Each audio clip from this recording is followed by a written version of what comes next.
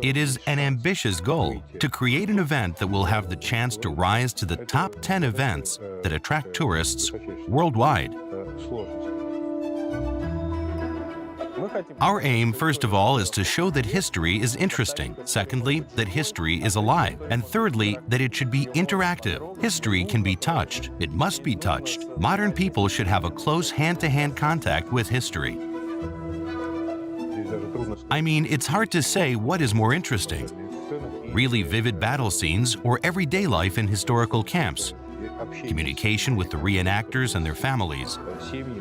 Well, to be honest, this second part sometimes leaves an even more powerful impression than all of the bright and colorful battles. The participants of the festival, reenactors, they are totally authentic. You may say that a person was taken from the historical epoch to which the festival of the particular year is dedicated and moved here to the 21st century for the Times and Epochs Festival in Moscow.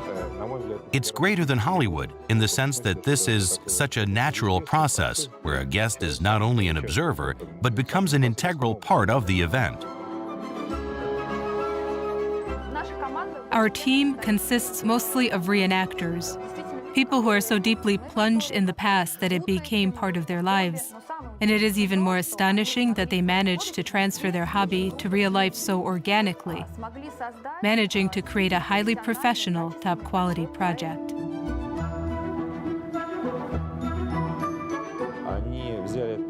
They were doing this historical stuff as long as I know them. They are obsessed with it. They live it. When we meet, I am always under the impression that they are characters of their own fairy tale.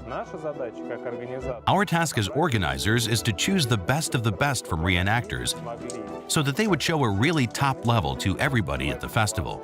The level of authenticity for everything, the fighting, the living, the food, everything was done to a very high degree of historical authenticity.